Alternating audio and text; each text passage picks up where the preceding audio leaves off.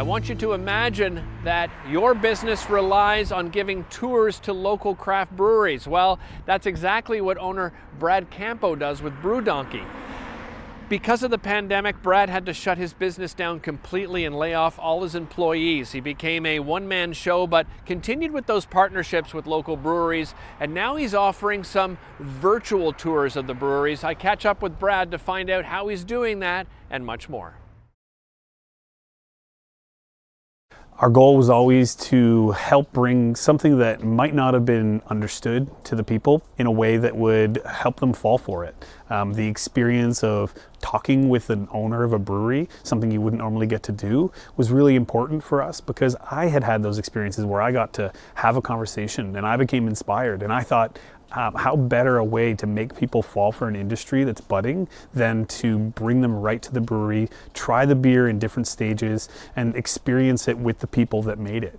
And so that was always part of our goal.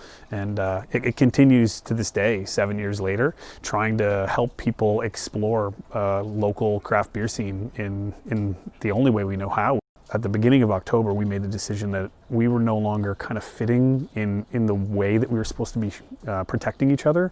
We couldn't anymore bring you to a brewery. If there was 6 people that were attending, that was never 6 in one household, that was 3 households joining. So we made the decision that we had to kind of shut it down, even though all of our safety procedures were working. And that's kind of the position we're in now.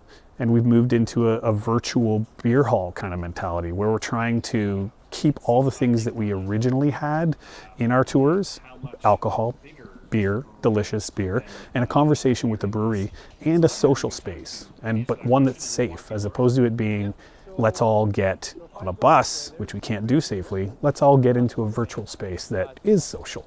For us, what we've lost for income right now is about 80%. And these virtual events for us are more about continuing to engage with our customers and stay valid and stay representative and stay busy.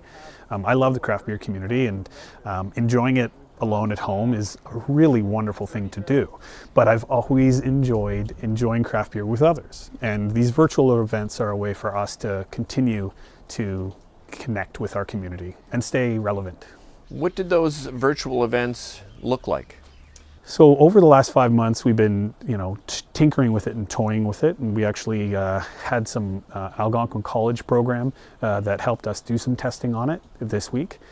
And the virtual space that we've created is one that isn't like the multi-screened room that is very popular these days, where all faces are in one space.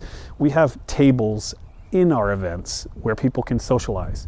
The beer that you're going to get for your actual virtual event is delivered by the brewery, and the brewery team is planning on attending our virtual event, where they'll be doing an interview with me as the host, and I'm pretty entertaining. Not as entertaining as you, but we keep the event interview rolling. We answer good questions. We try the beers that have been delivered that week prior, but we try to keep it as a social event. So the virtual space is not 30 faces, it's just the 6 at your table. And then when we present, we're presenting to the whole crowd in that space. So these boxes are going out every week until the end of December. The boxes include glassware from the breweries. They might also include t-shirts from the breweries. They include swag and glasses from us. And most importantly, they'll include beer. And each of these breweries is delivering them themselves, and we're bringing to those events the virtual experience that is as close as we can get to a beer hall.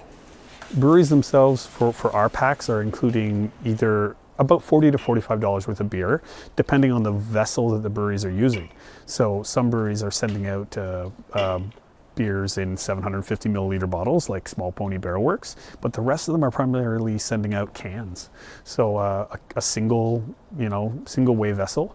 No, the kegs would be a little bit harder to send out, but these cans that you're getting to your house, we're going to be sending like 3 or 4 of each, so that you can try one during the event and then have one a couple days later.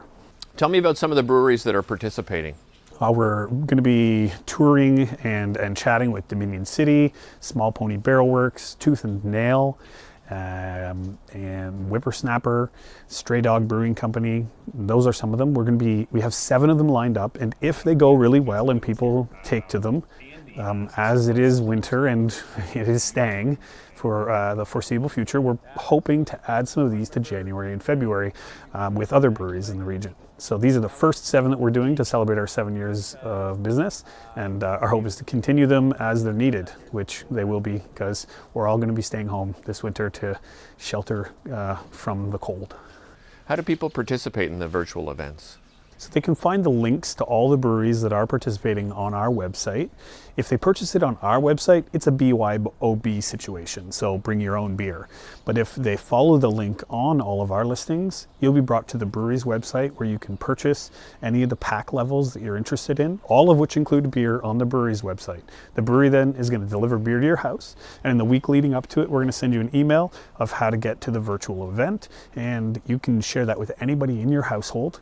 And if you want, you can share the link to the event on our website with anybody outside of your household, and they can join from wherever they are. So, and all those tickets on our website are BYOB, but the breweries themselves that are actually delivering the beer to your home, they have the listing on their website.